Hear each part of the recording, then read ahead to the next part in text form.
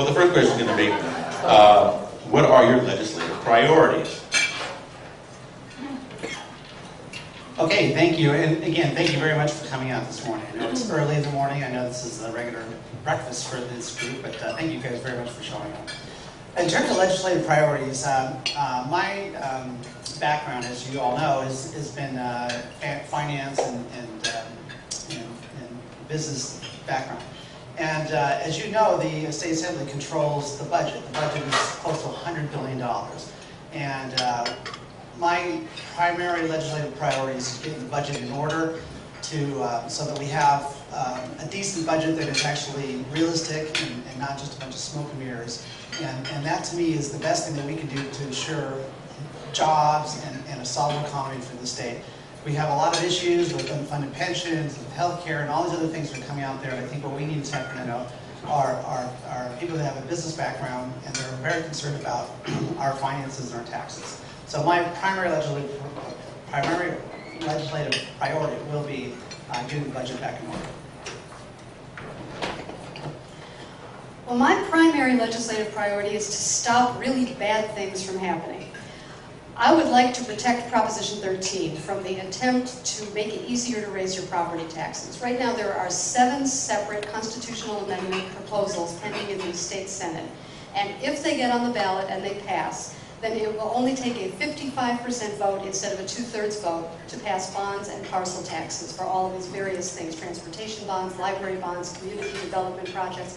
If I am elected, I vote no on all of those proposals. They die in the Assembly, they never get on the ballot, they never threaten to raise property taxes year after year, they never threaten your home. That's my priority. I also have a priority of energy policy. I feel very strongly that we have hurt ourselves in California by going to this 33% renewable fuels goal instead of 20%, which is what it was in 2006. There was legislation with good intentions to try and increase the market for renewable fuels, and we pushed it to 33%, the target. It was AB 32 is the bill number. This has been very damaging because all of the utilities in California have to do long-term contracts for energy, and they're paying a lot for wind energy, solar energy, various other things that meet the renewable standard. To get to this 33% target by 2020, what are we accomplishing? What are we accomplishing with that? We're paying a lot of money, and our businesses are leaping because the costs of doing business in California are so high. They're not doing this standard in Texas, they're not doing it in Nevada, they're not doing it in China, they're not doing it in India. Are we saving the earth? Are we setting a good example for everybody, and at what price? Let's repeal that and go back to the 20% standard. And I think that would immediately take the pressure off of energy prices in California, and that by itself would be a pro-business policy. So those two things, protecting Prop 13 and improving our energy costs.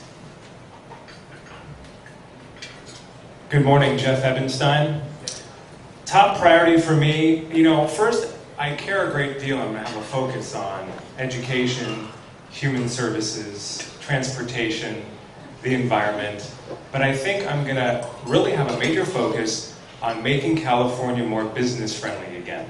Everybody knows we have one of the most punitive tax codes in the nation, but another problem we face is the unstable regulatory environment. What bill is going to come out of Sacramento that's going to have a negative consequence on business again? I heard a funny joke that said, the best time for business is when the legislature is on recess. I think there's a lot of great things we can introduce, but we also have to think about what we can repeal and clean up in Sacramento. I'm going to have a focus on that as well. Well, good morning, everybody. My name is Damian Carroll. I'm very pleased to be here. I'm very pleased to see all of you so early in the morning, interested in your government and looking to make a difference in the Valley. That's what I'm about too. I'm a parent. I have 2 little girls. My oldest daughter just started 2nd grade 2 weeks ago. So when I think about the legislative priorities when I go to the Assembly, it's going to be about making a brighter future for both of them and indeed for children all over the Valley. We're in a great place to live. We want to continue to make this be a great place to live, and that means 3 big things. Number 1 is education. It means continuing to grow our public schools in a way that makes families comfortable to have their children go from elementary school to middle school to high school and continue on to community college or CSUN or other work opportunities here and be able to stay here in the valley and make a good life for themselves with good jobs. Number two, it means going back to rebuilding the infrastructure in the valley. We've got streets that need to be repaved. We've got sidewalks that are crumbling. And the state plays a big role in bringing funding to our area to make sure that when we're driving our kids to school in the morning, when we're driving to work in the morning, we're not bumping over a pothole that's making our tire fly off and create expensive damage to our car. We got to make sure that we're focusing on bringing together our valley legislators to make the valley a priority for state funding, to make the valley a place where we can pass transportation projects that are worthy of this area, to make the valley a place where when funding is coming from the gas tax, for example, up in the state, our Transportation Commission has more than one member from Southern California that is sitting on the board.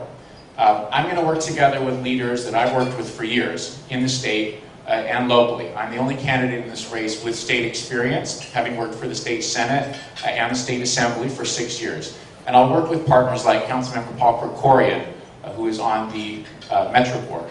Partners like Adrin Nazarian from our sister Assembly district to the east. Partners like Senator Fran Pavley, who represents this district, all of whom have endorsed me because they know I'm a level-headed guy who understands how the state works and how to bring resources here to the valley so that we and our children can all succeed in the decade to come. Thanks. Hi, my name is Matthew Dababneh. I'm Congressman Brad Sherman's Chief Deputy for the last 9 years. I want to thank Wayne Adelstein and the Chamber for hosting this today, for everyone being here.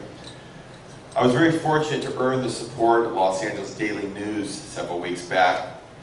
They said I'd been an advocate for the Valley in my time for Congressman Sherman. They said I was a candidate that anyone from any political party could reasonably support because I had specific ideas. I've heard a lot of great things on the stage today from my friends and competitors on the stage, but I want to talk about a few specifics. First and foremost, the Valley's always been home to the entertainment industry. It's given us great ripple effects through our economy. My friends at Bruce's Catering, Milton Eddy's Dry Cleaners, lighting companies, catering companies. We all know how important the film industry is to our city, our region, and specifically the Valley. We're losing it, though. The biggest 3 films of the summer were shot outside of California. They were shot in New Mexico, Utah, Vancouver, Georgia, North Carolina. We've got to get more aggressive with our film tax credit. New York has a $420 million film tax credit. We only have a $100 million film tax credit. One of my first legislative priorities to make sure we have the most competitive film tax credit, that we're keeping that production in the Valley, we're making those ripple effects throughout our economy. That's 1. 2, CEQA reform. I'm a big believer in environmental standards and protecting our environment, but too often CEQA is being used for aesthetics and for other issues that don't protect our water, our air, wildlife, or the environment. We've got to make sure that worthy projects are going forward, especially in urban infill where we need the development to bring back jobs, to grow our economy. I will work with the governor, who's called this the Lord's work. He knows because as mayor of Oakland, he saw what happened when worthy projects to regenerate communities were stopped because of people that just didn't like the project's color, or they didn't think it was worthy of their neighborhood, but had nothing to do with environmental standards. I'll work to help reform CEQA. Finally, we need to get to the point where we realize as a state we're not competitive with our neighbors in business. And we have to start creating good and better paying jobs. We have to look at the regulations on the book, make sure that the ones that need to be sunset are removed, the ones that are working are reinstated. I'll work to make sure we create a regulatory climate that creates an even playing field for business, that allows employers to know what they're going to be working with 5 or 10 years down the road so they can plan their investments, to help generate the good paying jobs we need to grow our tax base, to pay for the higher education needs of the state, to pay for the healthcare needs of the state, to reinvest in social services and transportation. I'm a firm believer in the democratic principles and values that I've worked for the last 10 years. That's why I was endorsed by the California Democratic Party. The only person on this stage who can say I have the official endorsement of the party.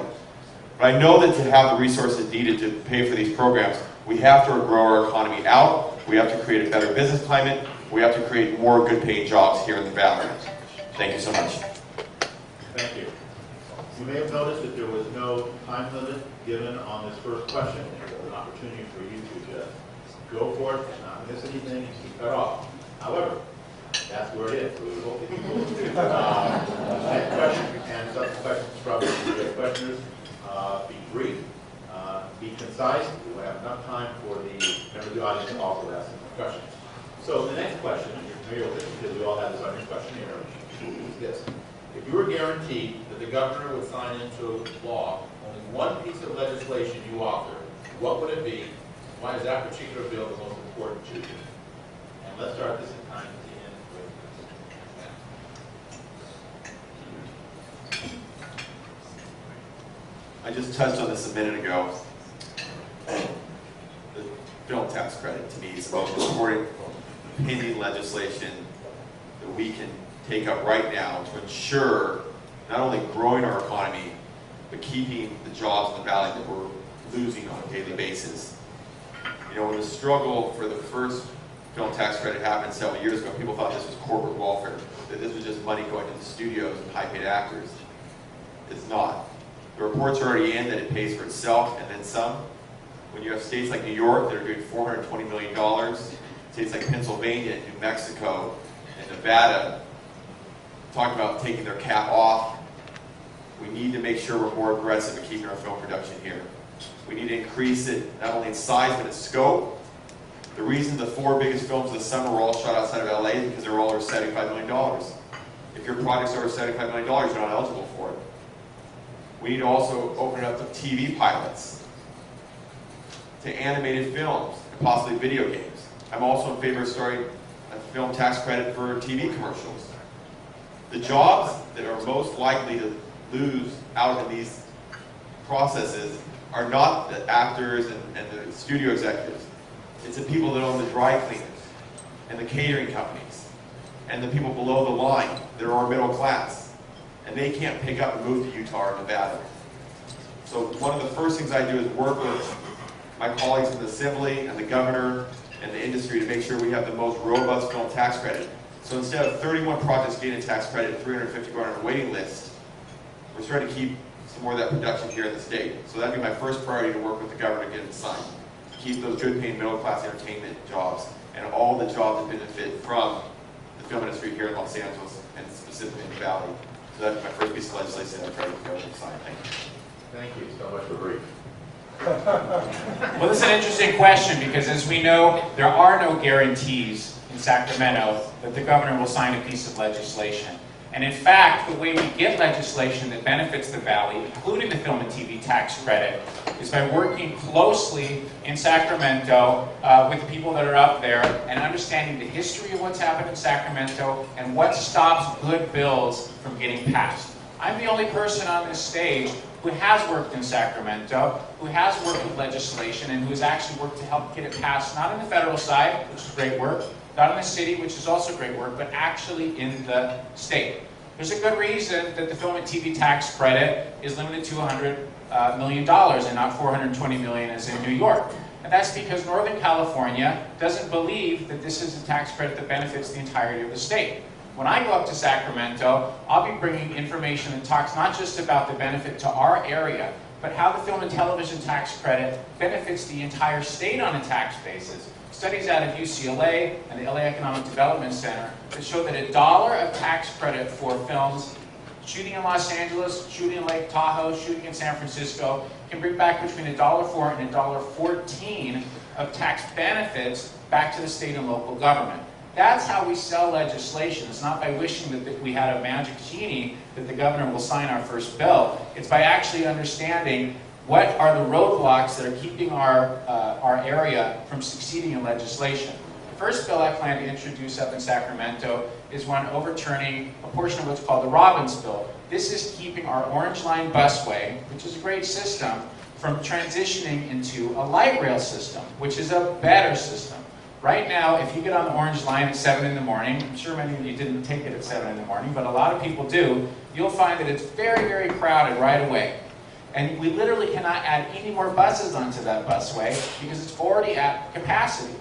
There was a piece of legislation called the Robbins Bill that prevented a hurdle that kept us from having the type of transportation system we deserve in the valley. Other areas of the city have light rail. Other areas of the city have subway. They're not at capacity. They can continue to have people going to their jobs in the morning or taking their kids to school in the morning. We need to do that too. And part of the way we unite in the valley is by thinking bolder, by being visionary, by planning ahead for what we need and starting to build consensus around the big plans that are going to benefit us and the next generation for years to come. Thank you. The first piece of legislation that I would introduce would be to permanently line item funding to create a base for community colleges. Just out of curiosity, how many people here went to school in California? Any level of school? And I'm sure you got a great education. Over the past few decades, we went from first to worst in education, K through 12 and higher. I went to Pierce College, and you couldn't get a class to advance to the next level. Vocational training has been totally demolished. And especially in this new economy, we need vocational training that will create tangible jobs. Anyone should be able to get a degree in any subject they like. But I think today we need more of a focus on vocational training that's going to get you a specific, good-paying job as well. You know, we train our K through 12 kids to get ready for college, but we're not giving them the tools and resources to get there. I think an educated society not only will benefit us from being smarter, but it'll also make us more competitive in the new world economy. And I think it's not only knowing the system in Sacramento or how government works. I think we have a backwards mentality of Sacramento focusing on their insular problems. The lobbyists are right across from the Capitol. That's who the legislators interact with on a daily basis. We need to bring the valley to Sacramento. And I'll work with organizations like this one and others to put pressure on those who obstruct what we care about and valley priorities. I agree with Matt that the film industry is very important, but in the Valley, the real estate industry is very important. And that's why I would work so hard to protect Prop 13, and I forgot to tell you, I'm very pleased and proud to be endorsed by the Howard Jarvis Taxpayers Association, and to share the Daily News endorsement with Matt. Last year I shared the Daily News endorsement with Howard Berman. They're always trying to set me up. It's not happening. The bill that I would like to introduce, if I knew that the governor could sign something, I would want to educate the public to think about regulations critically again. Instead of just opening the government envelope and saying, this is how it is, this is how it has to be, this is how it's always going to be, there's nothing we can do. Instead of being victims of our government, I want to teach people to look at it and say we can change this if it's not working. And the way I would do this is by attacking the idea of smog checks every 2 years. Smog checks are fine, it's a good idea, let's do it every 3 years. Why? Because it's a cost-benefit analysis. Every year the cost to consumers of a smog check goes up, not to mention the hassle and the stress. Every year the cost goes up, but as the older cars come off the road, as time goes on, the benefit of the smog check to society decreases. Cost goes up, the benefit goes down. Why do we have to do it every 2 years? Let's do it every 3 years. The purpose of this is not just to save everybody money and hassle, although it certainly will. The purpose is to wake everybody up and say, you know, some of these things that we're doing to ourselves, we could stop doing to ourselves. Some of the things that are going on in California for businesses, some of the CEQA regulations, as Matt was saying, these are things that can be looked at and changed. Voters have to understand that we're not stuck with everything that we're carrying forward from the 1970s. We're not running out of gas and oil. We're not running out of fossil fuels in California. Yes, we want to protect water quality. We want to protect the air quality. We want to use technology wisely. But let's use technology. Let's be up to date. Let's let our economy grow. Let's have lower energy costs. Many of these things that were put in place where they said, oh, it will only raise energy costs of the cost of a postage stamp a day, one lawmaker said. Postage stamps go up every year.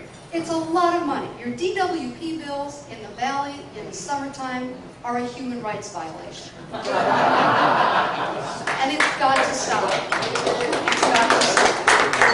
So what I believe we have to do is wake everybody up, and I would propose smog checks every 3 years as an entry-level way of saying some of this stuff can go. Thank you.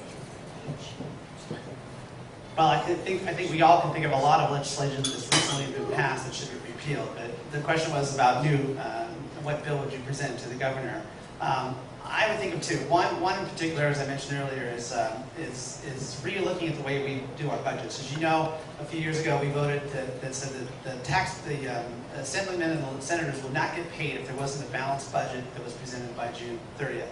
And so the last 3 years, lo and behold, we've had balanced budgets on time. And that's a great idea, but it's only a start. I think what we need to do is look at maybe a 2-year budget, look at a serious reserve, a rainy day fund, and this practice of approving in the legislature, they approve blank bills for the budget that they fill in later, I think is abhorrent. And so in terms of what we can do, performance-based budgeting, there's a whole lot of things that I would like to see the governor sign that would make that process much more transparent and much more believable and realistic as opposed to what we get right now. One of the other things, as you may know, I worked on the secession committee of this Valley Independence Committee years ago, and I would like to see that come back again. And I think the Valley deserves its right of self-determination, and I'd like to see a bill that would allow the Valley to vote again without everybody south of Mulholland voting on it to become its own city. We would be the 6th largest city in the country, so that would I'd also like to see as well. Thank you all very much for being so brief. We all know that politicians and third graders all like, they just always like to talk. They have so much to say, and we appreciate that. But we do need to, again, try to keep this as focused as possible to get this program. So what I'm going to do is I turn this over to the questioners to begin their questioning. I'm going to ask each of you and each of the candidates, think in terms of you just talking to each other. And questioner, when you think you've heard enough, just say thank you very much. So that will help all of you be very focused in your comments. So let's start off with Rob.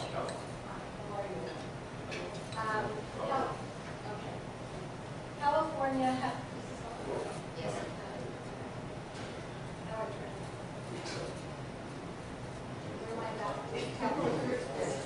Yeah. Hi. Okay. Don't hurt yourself, Dennis. This is a no-fall zone in Northridge. Okay. California has 1/8 of the nation's population, but it accounts for 1/3 of America's welfare recipients. Do you support bringing our welfare benefits program in line with those of other states?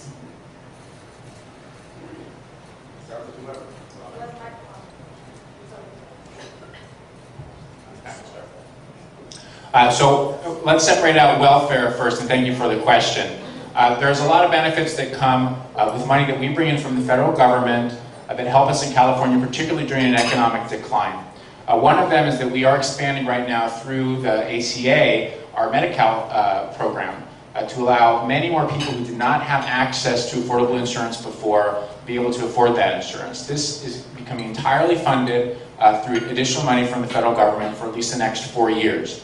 And we've already seen a decrease in the amount that it costs to purchase individual coverage of 17% in the new insurance exchanges relative to the year before. This is a success, and California, I think, needs to be a model for this, and I'm very proud that our state is working together with insurance companies, with hospitals, with patients, with all the stakeholders to make sure that this is a program that can be sustained and affordable not only for our covered, but also for our providers.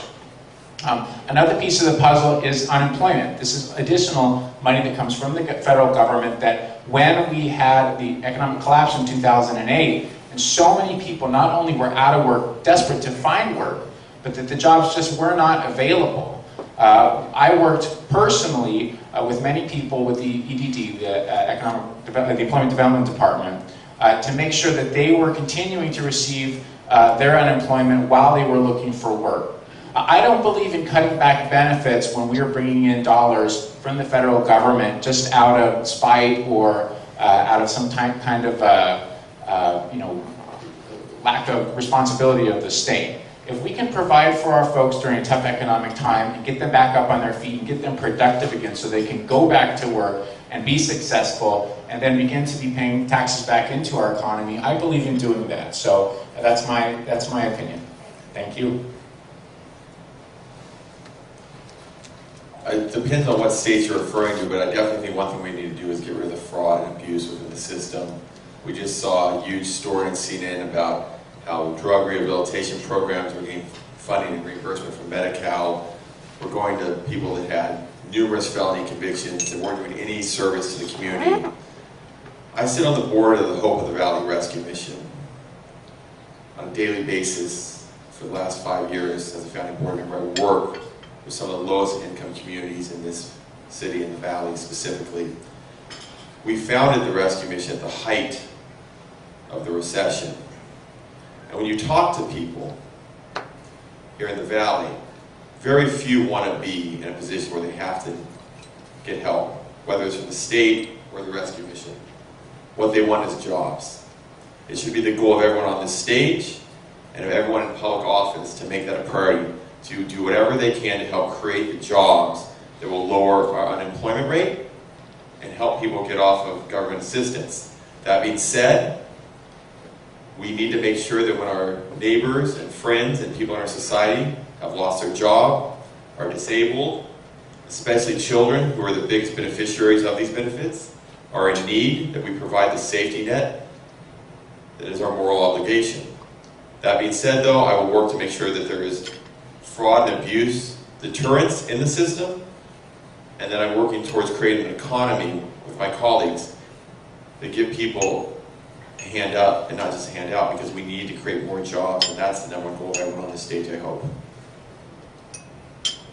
Yeah, to specifically answer your question, I think we need to bring it in line with other states, but specifically fit the needs of the demographics and problems here in California. Government can't totally 100% function like your business, but it can start to think that way. There is no accountability in government. They forget who's paying the bills. The taxpayer is paying the bills, and there's no accountability. Whether it's the Department of Water and Power, working for the councilman, the Department of Water and Power wanted to cover one of our reservoirs, and they were ready to pay $150 million because it was the first option they were presented with, when they can do it for half. In the city, there was a parking garage operator who was holding back the tax in cash that he owed the city, and over several decades he ended up owing the city $70 million. So I want to have a specific focus on auditing government departments, state departments, with a specific focus on that. There's so much waste and abuse in the system. There's over 500 specialty accounts. Can you imagine? That's one example in the city. Can you imagine what's going on at the state level? So I'll go up there, have a specific focus on that to reform the system and make it more accountable. There are two aspects to the welfare recipient numbers. One is the people who came here because the benefits are better than other states, which I think is what you're asking about. But in the last 5 years, it's been so tough in the Valley, in California, everywhere. It's been so tough. How many of those people are on welfare because they lost their jobs, they lost their houses? I know so many people who are hollowed out, who are borrowing from their 401ks, having exhausted their home equity. People are hurting. They are hurting. And that is a separate problem from people coming to the state for better benefits. Right now, at the end of what I think is a depression, I hope it's the end, at year 5 of a depression, this is not really a good time to start talking about cutting welfare benefits or changing the programs. What we need to do is revitalize the economy. We have to do everything we can think of on an almost emergency basis to make this state business friendly, so that you'd have to be crazy not to start a business in California instead of the other way around. If we have jobs, people will not be on welfare in the numbers that they're on welfare. The idea of just cutting welfare at this moment in time, I think, is very frightening to people. And I don't think it's necessary. What's necessary is lower taxes, lightening up the regulation. Let's make the whole state an enterprise zone. Let's lighten up the regulation. We are in a crisis in California. This is not cute anymore. This is why I'm in this race, because it's not cute anymore. And we can't just keep doing the same thing. We have to aggressively court businesses and nurture businesses and create jobs in the private sector that will be sustained, and not government jobs that are parasites on our economy and that only cause greater debt and a greater tax burden. Welfare is the symptom. It's not the problem. The problem is California has become a toxic environment for businesses. And if we don't do something about that, then I'll see you all in Texas. I just would agree with what everybody has said. I mean, obviously, when we're called, California is called the Golden State, and for many people, that's how they define it, is, hey, come to California and sign up, and we'll treat you very handsomely. But I just have to echo what the other candidates have said in terms of fraud and abuse and accountability, and that is, to me, something that we've sort of just ignored and swept under the rug. And I really do think that our elected officials and our state government need to do a much more thorough job in terms of looking at what exactly do we offer in terms of welfare assistance, and is it effective, is it efficient, or is it just are we just being taken for a ride? And so I really do think that, that this is something that we have to look at, and we have to analyze, and we have to see where every penny is going, and be very considerate. Some programs are excellent and they do a great job, and then there's a lot that we read about in the paper, and they're going on, they're just completely disgusting. So I would just echo what everybody said earlier. It's certainly, we have to look at what we can afford as a state and what we can't afford. And there's a lot of things that we have to tighten the belt a notch or two, and we have to get through this economy. And higher taxes are not the way to do it. So thank you. Thank you.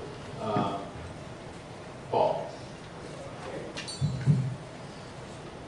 The expenses that are associated with compliance with Assembly Bill 32, also known as the Global Warming Bill, is causing California businesses to either downsize or leave the state. Would you vote to either rescind or adjust this bill to make it a little more business friendly? Is that a yes or no question, Paul? Yes, maybe. I'll just start, since I had the microphone. AB 30, the California Chamber of Commerce in Sacramento has estimated that AB 32, which was Fran Pavley's bill, would cost upwards of 1 million jobs in the state of California. So clearly my answer is yes, it should be repealed. Yes, I addressed this earlier. This goes to the 33% standard for renewable fuels and the rest of the global warming wish list. I would repeal it so fast. At the speed of light, I would vote to get rid of that. We're just not doing ourselves any good. It's extremely expensive. Even if you accept that it was well-intentioned when it was passed, it's extremely expensive. It's very burdensome on California businesses and on ratepayers at home, just ordinary consumers. It is raising the rates across the state for every utility, for electricity and for water, because water in Southern California is pumped over the mountains, and that uses electricity, and so higher electricity rates affect your water rates too. Absolutely, it should be repealed. It was a mistake, and there's no reason, we're not accomplishing anything with it. There is no reason that we should be paying for it. I've learned that government has to be pragmatic. You can't really be extreme. You have to compromise. I've been endorsed by the California Small Business Association and the Sierra Club. I don't think those things have to be at odds with each other. I think that we can have a synergy, but I will amend anything that's got a negative impact, which we can do. Well, I have a very different vision about how the environmental future of our state is going to impact our economy.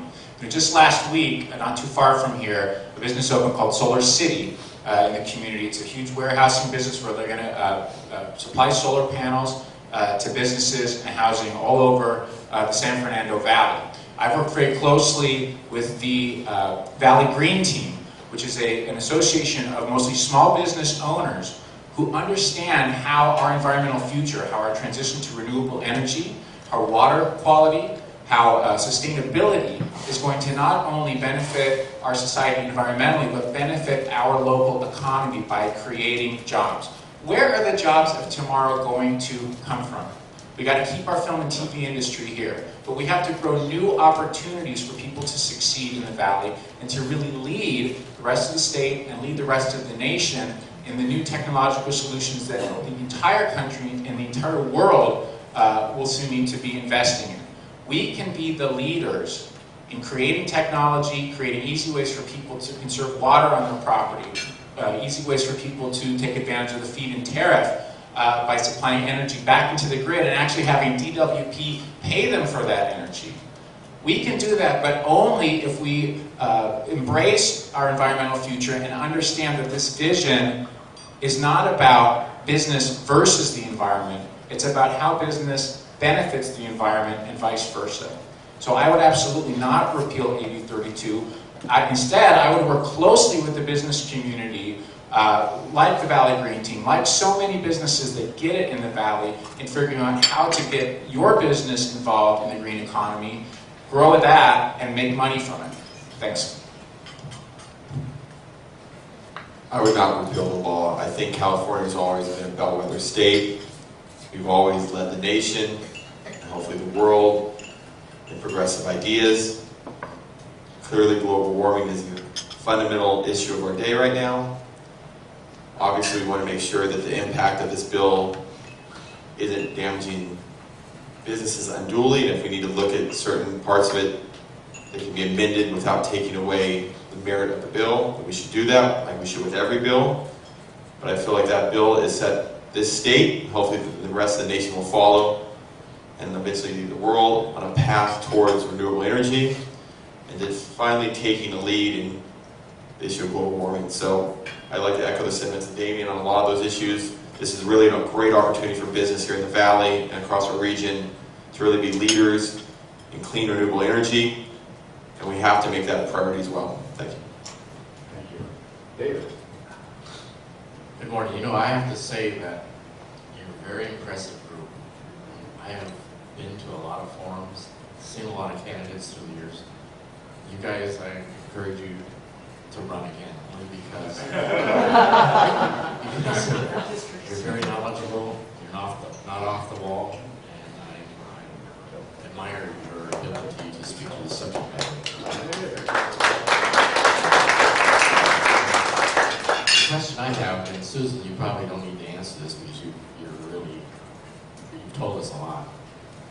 Most of the people in this room are business owners that own commercial property. And this question I'm going to ask you about, we really wanted to get Ricky Gelb to ask you this question. But Ricky couldn't make it. The question is, in regards to Prop 13 on the commercial side, not the residential housing side, but on the commercial side, how are you, or how will you deal with that? Because right now it is being attacked. You have the Howard Jarvis group that is out there in the forefront, always fighting. You have everybody in this room that looks at their commercial property, whether it be an apartment building, an office building. We can't transfer those taxes, especially if they start to be reevaluated on a yearly basis. And really, I think you guys get it only because you're pretty intellectual. But how do you deal with that? Because each of your parties present certain options for you too. So Matt, I'll let you answer. I'm a big believer in Prop 13. I believe in protecting it for homeowners. I also believe in protecting it for businesses, especially at the state of the economy right now. Too often it's discussion. People talk about large corporations, or they bring up Disneyland hasn't paid new taxes in 30 years. But I'm not worried about them. I'm worried about the mom and pop businesses I work with every day, the people that own one apartment building, the people that own their own restaurant, the prices that will be passed on to consumers. So I would protect Prop 13 for commercial property. That being said, there's a lot of accounting practices and loopholes that I don't think are fair. I don't think it's fair that when, in 2002, the Galileo family bought over 2,000 acres in Sonoma County, they split it up among 12 different entities, And instead of having to pay tax on a piece of property that was worth hundreds of millions of dollars, they paid tax on a property that was still valued at $14 million. That's not fair, and I will look to close loopholes like that. So I will protect Prop 13 for businesses, but I will work to make sure that businesses are paying their fair share and aren't allowed to take advantage of loopholes and accounting practices that homeowners can't do for their properties as well. Thank you. Is this on? Thank you, David. First of all, thank you for recognizing the candidates. I would like to recognize one other candidate who's with us today. This is Dan McCrory, who's in the back. And while not all the candidates were included today, I made the time to come out this morning. I think everybody should recognize him. He's a good friend. We've got a lot of good friends who are running in this race. And I agree, David, about the high caliber of the candidates here today. Talking about Prop 13, my wife and I live in Encino Park. Our neighbors have been in their same home for 45 years. And the last thing any of us would want to do is make any changes that would keep the ability of seniors to hold on to their homes in their golden years and make it difficult for them to be able to hold on and continue to live the lifestyle that they want. And the same goes for all the small businesses in the Valley who have been so hard hit by the economy, who are doing so much for all of us by struggling to stay in business, struggling to keep people employed, struggling to provide services to the Valley. Any split roll that made a different rate for commercial properties versus residential properties would impact those small businesses as much as it would impact large corporations.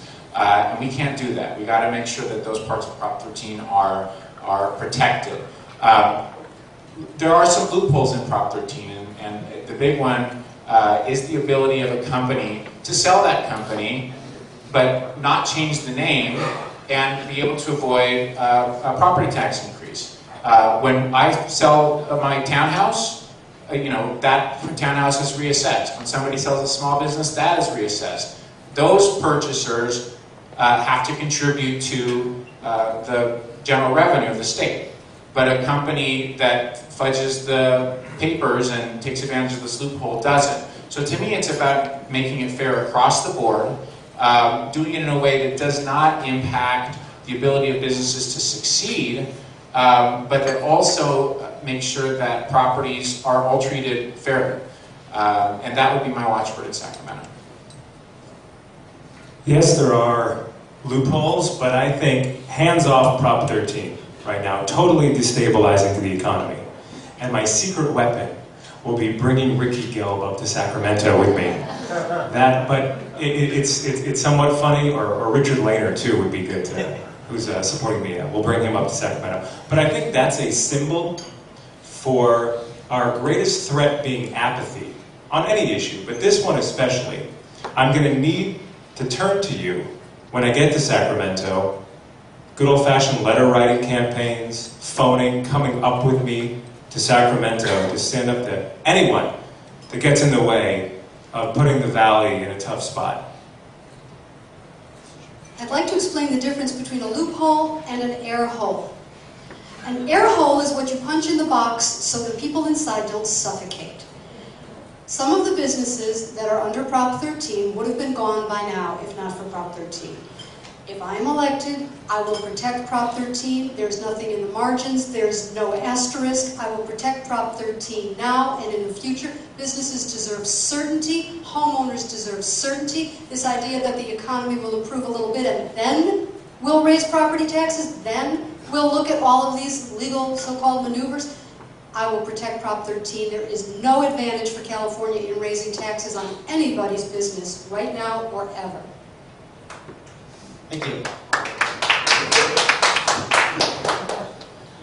Just like to add, I ran for the same race in 2010, and I was at that time also endorsed by the Howard Jarvis Taxpayers Association. So it's safe to assume that I'm pretty much, you can assume I am against the split roll, and as we all know, if you raise taxes on businesses, all they're going to do is sit around and raise their prices on their goods and services, and it's just a vicious circle. But we have to put this question in context. I don't know if you really understand how bad things are here in California in terms of taxes.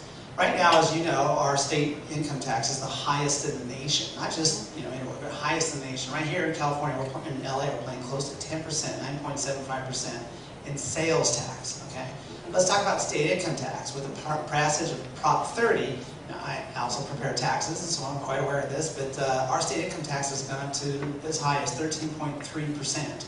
You're going to have a rude awakening. We have the highest state income tax. And you compare that with Nevada and Alaska and Florida and Texas and all these other states that have zero income tax, and it really makes us look horrible. But we have the highest state income tax. We have, in the West Coast, we have the highest corporate income tax in the West Coast, okay? So even our businesses we tax amazingly high.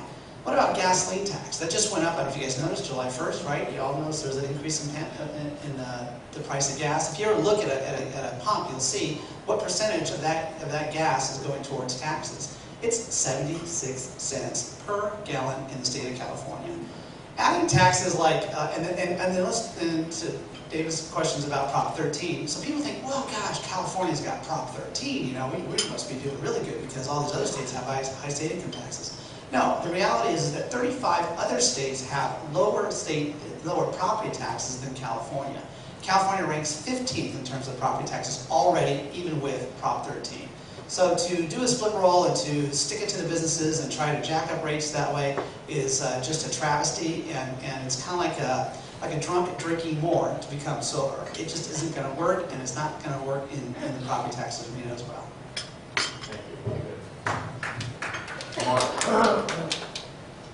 Good morning to you all. Thank you.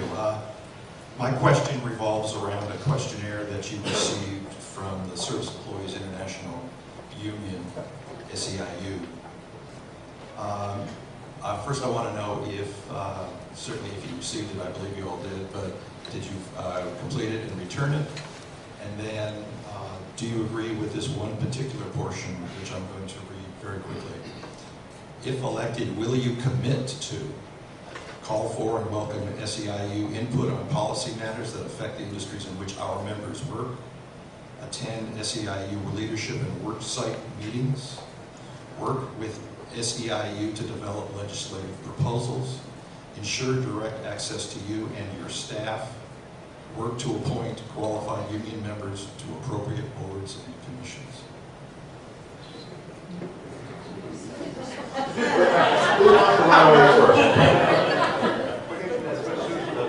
I did, and I think the answer is, again, about being pragmatic. They're there, and we have to deal with them, and there is an attack on labor right now.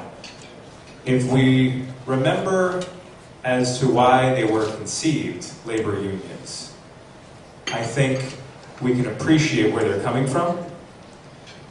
Yes, maybe we've gone a little too far in some contract negotiations, but I think that we need to have a pragmatic approach to it. They can have a seat at the table to ask the questions that they did on their questionnaire and have a staff representative, but then so should you. Well, okay, I appreciate the answer, but the question is really about the first portion of it. It says, if elected, will you commit to? And that's I'm not worried about whether we should have unions or not. I mean, unions are perfectly fine. This questionnaire is asking you if you will commit to these 5 tenets. And that's the answer that I'm looking for. That's a yes or no question. I would like to answer this right now. I got the support of the Daily News that says someone from either party could vote for me. That'll moderate. I've got the support of a number of business leaders in the community. Howard Keyes from Keyes Garden, Sid Lieberman from Rodeo Realty, Edgar Escalante from Keno Moss. I filled out that questionnaire. I signed that pledge. I'd be fortunate to have the support of SEIU. These are hard-working men and women that make our beds in hotels, that take care of elderly people, that work very hard every day for a modest wage to provide for their family. What they've asked for is the same right that every American should strive for, a voice in the process. They didn't ask for a guarantee, they asked for a seat at the table.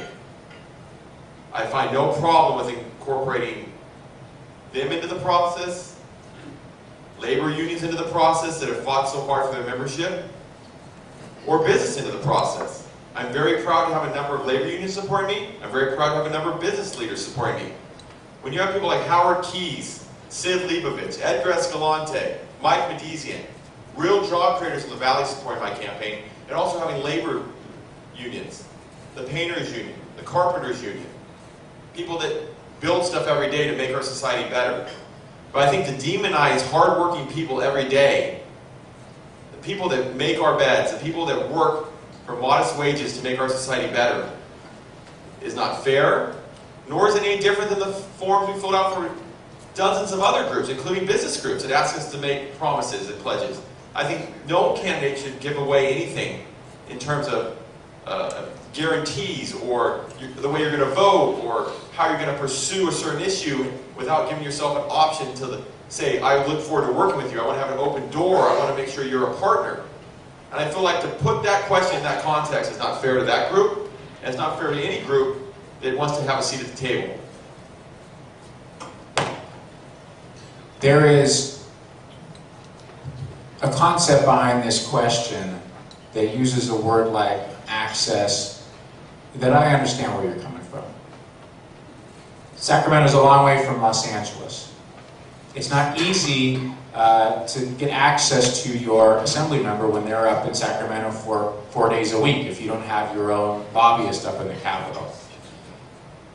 But that division, I can tell you that up in Sacramento, the people who are working for a living and have organized to be able to have a little more access are not winning the battle. And this idea that agreeing to allow for an organization like SEIU that works so hard to represent its members is a terrible thing, that we should shut the door on working people when that door should be open to everybody who knocks on it for an assembly member. That would be my policy in the state assembly. I have proactively, for the last decade, made sure to leave my office working for Assemblymember Mike Fewer and State Senator Jack Scott and go out into every community room that would have me to listen to the concerns of business owners, of working people, of neighborhood watches, of homeowners, and to be there to listen. That to me is the concept behind this question. Will that door be open to everybody? And when I'm an assembly member, you better believe that door will be open to everybody. Doesn't mean everybody's going to get everything that they asked for, but it means that I'll be there to listen and make sure that I'm not making rash decisions that don't have the full input of the people that they're going to impact. I don't think that's unfair. I think that's the way government should work.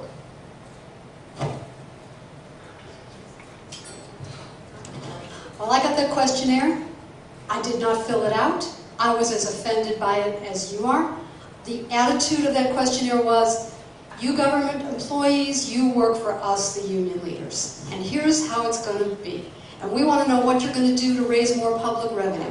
It's fine to talk about people who make beds and take care of the sick. Those may be some of the locals. There's also Local 1000 in Sacramento. Government workers, state employees. And they just got a 4.5% raise from Governor Jerry Brown as part of the budget deal. And why?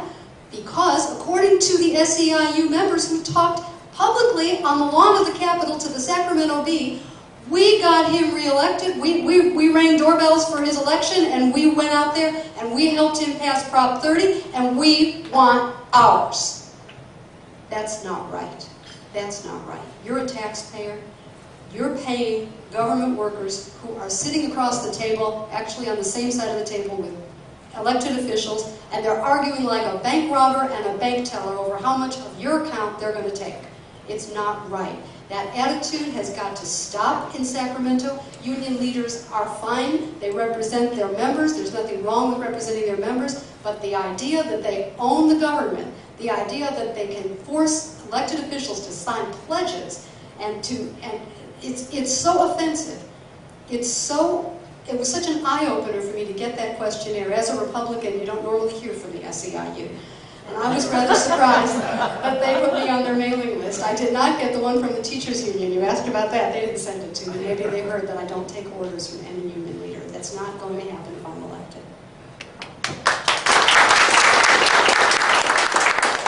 Well, this question gets to the crux of why I'm running for this office. It's my opinion, I believe most people are aware of, that the special interests, whether they're labor unions or political action committees or corporations, basically pull the strings of the Assembly and the senators up in Sacramento. I don't think there's any doubt of that. I received the questionnaires and the CTA, and I probably received dozens of these questionnaires, and every one of them wound up in the round file, if you know what that is. So, and the reason why is because you just read these things and it's basically, okay, I'm just going to sacrifice my moral compass, my ethics, any kind of sense of common sense, and certainly what I think is most important is representing the voters in the district and the taxpayers in the state, and to basically, kick those people to the back because a particular, special interest wants my commitment or wants to give me money. So I would tell you that, as we all know, I'm fortunately in a position that I don't have to take the special interest campaign contribution to the money and the strings that go along with that. A real quick example of the problem of how this is a major issue. Last year, Alex Padilla, our local state senator, introduced Bill SB 1530 that was actually put together by the Democrats for Education Reform. That would have been, this is a result of the Miramontes Elementary School scandal with Mark Bernanke. Well, don't want to rehash that. But basically, it would just streamline the process. I don't know if you ever seen that, if you know the process to get rid of a public school teacher, but it's very cumbersome and it's very hard to do, and it includes, union representative, whatever. So it simply was going to stream that. Sail through the state Senate, no problem. Comes to the Assembly Education Committee, and of course the California Teachers Association, which just spent over $250 million in the last 10 years, not just renting votes, but buying votes. Basically makes phone calls and said that bill is going to die. So a bill that probably would have passed the Senate, the Assembly, that probably would have been signed by the governor, that would have simply made it easier to remove pedophiles from the classroom, died an ugly and a cruel death because of the Teachers Association making those phone calls and get those members of that Assembly Education Committee to kill that in committee. And so there's an exact example of why the special interests need to be seriously dealt with. My campaign slogan is "Say no to the status quo." And the status quo up in Sacramento was basically, you know what?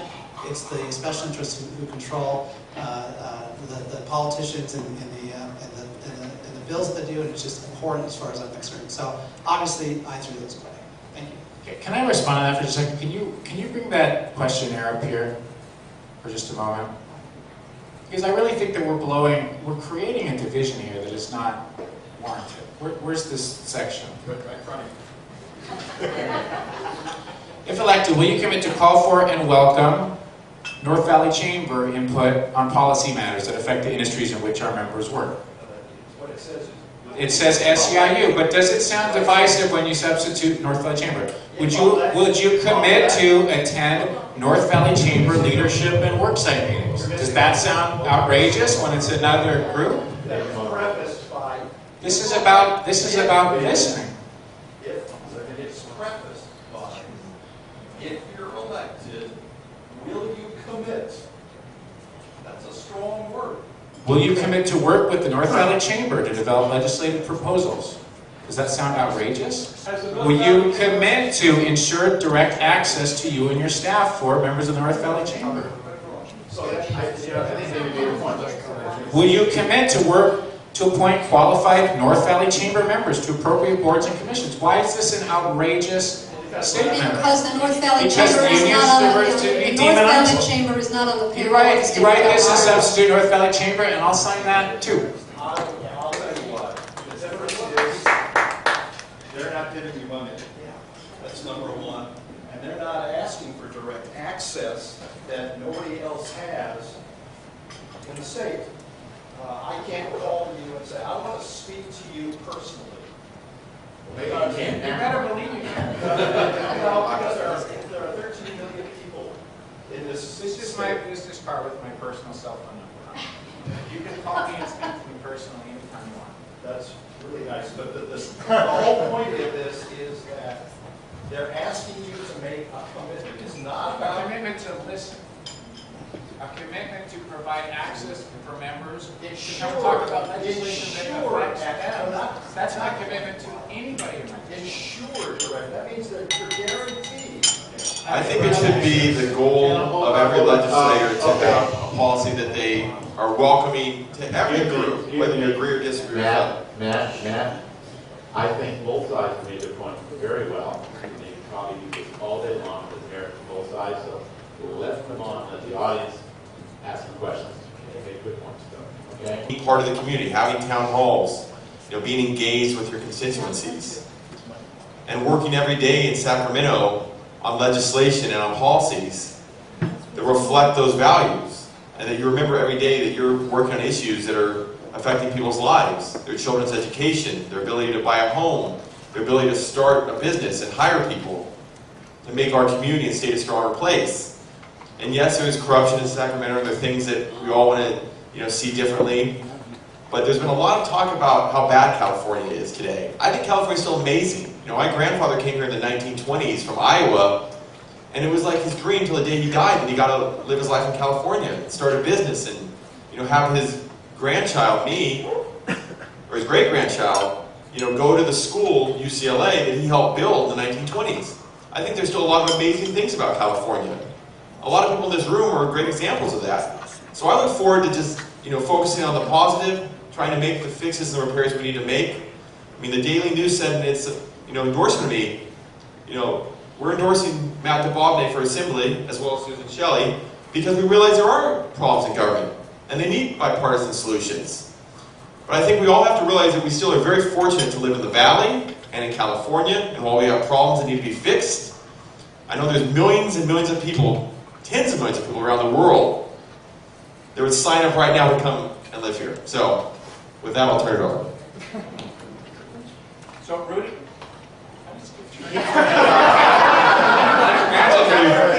Can you hear me? Okay. So rooting out waste, fraud, and abuse in the state, it's all about oversight, it's all about eyeballs.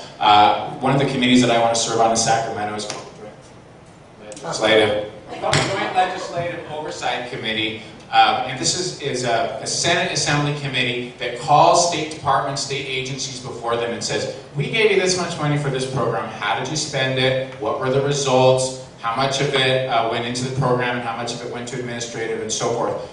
With the change in term limits recently in the state, there's a much greater opportunity to do this type of oversight, because whereas previously an assembly member could only serve for 6 years, and the agency could say, we'll wait you out. We can wait a little longer than you're going to be around. Now an assembly member, our next assembly member, could serve for 12 years in the San Fernando Valley and can start on day one in calling agencies before them and saying, if you don't have the numbers before you today, come back to me in 6 months and let's start a dialogue about how this money is being spent. There's a lot of great programs in Sacramento. There's a lot that aren't working so well. And the way you start to sort that out, it's not sexy, but it's by doing the day-to-day work that it takes to perform that oversight. It's a big priority of mine. As the only candidate in the race who's actually worked in state government, it's something that I've seen legislators do, and I know how to get to the finer points of that issue. And Paul Rudd would play me in the movie. Aren't you tired of the partisanship and the bickering in D.C. and Sacramento? Yeah. I think, people want, I throw the word pragmatism out there, and it's not just a campaign slogan, but campaigning is going to be very different than governing when we actually get up there. It's not about shouting at one another over different philosophies. We're going to have to get up there and cordially sit down at the table and negotiate and govern and get things done, not just say no. And I think it's about bringing the Valley to Sacramento again, Hank, and I think that means that you're going to have to come up with me and help write letters and let them know. The Cal Chamber does a lot of advocating, but I think it's more that we have to work together to fight for the Valley. One person can make a difference when there's something outrageous going on. Let me give you an illustration. I can make the phone ring in Sacramento. I can make all of you go to your cell phones and call right now. Have you ever heard of spot bills? Do you know what this is? This is part of the budget process. This year, 37 spot bills were passed in the Assembly on, I believe, a strict party line vote. A spot bill is a blank piece of legislation with a bill number on it, and it says we're going to fill it in later, and that's all it says on it, and they voted on it, and they passed it. 37 spot bills as part of the budget process. And after the budget was passed, they come back from the Senate with something written on them from a back room, from lobbyists and staffers, and it's a yes or no, up or down, and everybody's trying to get to the airport and get home.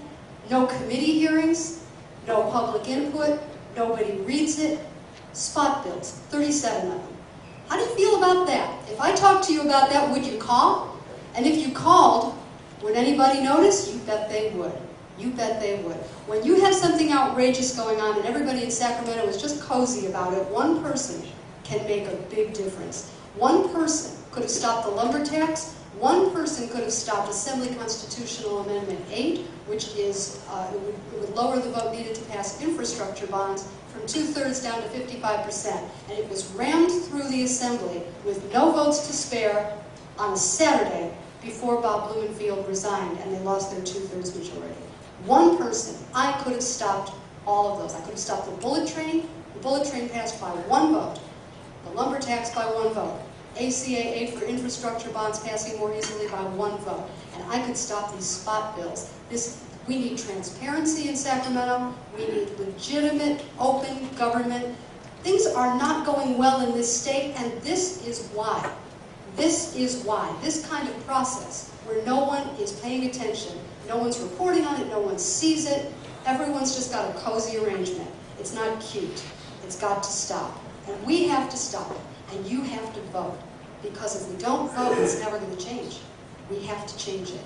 We can't go with the same old machine politics. We can't go with the same old thing. We need the lights on. We need the windows open. You have to call everybody you know and say, this election matters. This election breaks the supermajority for tax hikes. This election turns California around. In September, in the off year, this election in the Valley turns California around. This time, it really matters. And I hope that I'll have your support on September 17th. I think it's Sissy's basic, right? I mean, that's right. Okay, so for me, I'm thinking maybe John L. People say I like John L. So, anyways, just to capture the, just to get to the vote. You know, unfortunately or fortunately, in Sacramento, Democratic Party has a 2/3 majority, or pretty close to it right now, in the Assembly, and it's for the state Senate. So, in terms of partisanship, I'm not really sure what the other party can even do. I happen to know, and I'm good friends with Scott Wilk and Jeff Burrell, who are both the Republican Senators that surround this area. And I think to get anything through Sacramento is going to require support from both sides and somebody who can get along with both parties. I was a Republican up until last year. I'm now a Democrat, but the bottom line is I think I can get along with both if necessary. So the bottom line is I think... It is necessary, by the way. It is necessary. To answer the question, thank you so much. We have time for one more question. I'd like to play myself in the movie so I can join the Screen Actors Guild. Maybe get some union votes. Played by Casper the Bill Ghost. We have time for one